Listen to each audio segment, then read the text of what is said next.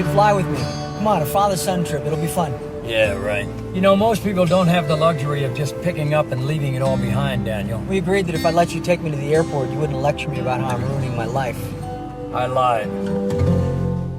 Now, this story, for our viewers who may not know just yet, is about a father and son's kind of strained relationship. The son who dies on this pilgrimage and the father who picks it up for his son. Right. Why did you decide that, well, my dad's right for this? or was it the vehicle so you could spend time together? I think it was a combination of the two. You know, for many years, you know, we grew up a very, very close family. We traveled everywhere. When my father got a job, we would pile in the Country Squire station wagon and drive to West Virginia or Colorado or Wyoming. And if it was abroad, then we would, he always made a provision that there would be 6 tickets. So the family traveled together, which is probably why he and my mother are still together after 50 years of marriage, that the family is still this tight-knit group because of his insistence. So, so for me, I wanted to make a film in Spain that, that celebrated this man as an actor, as a human being, as a father. I wanted to celebrate my grandfather, who was from the region that the film ends in Galicia. And so it's really four generations of Estevezes who are celebrated in the film. I adore him. He's my closest friend, and the idea of working with him was so gratifying because he knew where all the buttons were. And I learned to trust him 100%. And I'm looking forward to part 2. By the way, I hadn't mentioned that. Really? Have I? Well, Did I mention that possibility? No. Ended at the ocean. Where's part 2? You know, and when I think about this story of transition, I can't help but think about the year that your son and your brother has had too, Charlie as well, and what kind of transition perhaps he's making. Where would you say that he is at right now, emotionally? He showed up on Friday night at the AARP screening in Los Angeles, and he looks great. He was in good spirits. He surprised us.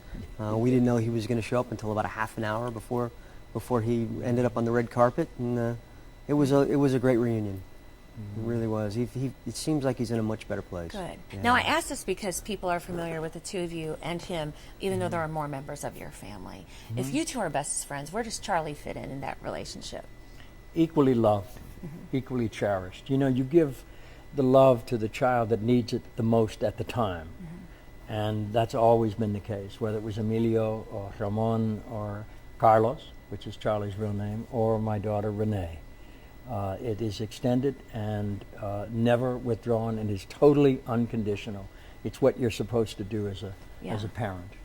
Just as the guy in the story, Tom, really didn't want to let his son go through what he needed to go through on the Camino, because he didn't really understand it. How can you draw parallels to what you've had to let Charlie go through this year? Well, he's an adult and he has choices. He has children. And he has a life very separate from most people on the face of the earth. You know, I can't even begin to imagine the pressures he lived under, the decisions he's had to make that affect his children and his wives and his family. So, you know, I'm so deeply relieved and proud of him that he's made this turn and that he's standing up and walking forward. As I adore him, and you know, we're always there for him as well as all the children. He knows that. He's always known that. And so that's every parent's dream, to see a child win their freedom and become themselves. It was beautifully put. It really was. One of the biggest statements that I took from the movie, that there must have been some significance to the son saying to the father while he was still alive, "You don't choose a life, Dad. Right. You live it." Yeah. And it was almost like, it almost recurred again in the movie. What was your intent with that statement? Because you wrote this. Well, sure. It's just the idea of being in life and the idea of being open to the possibilities, because we get very set in our ways, and it's sometimes hard to look beyond what else is out there, and so for me it was a line to the father to say, before it's too late, get out in life. Get involved. Don't get wait. a life. Get a life. Yeah. Yeah.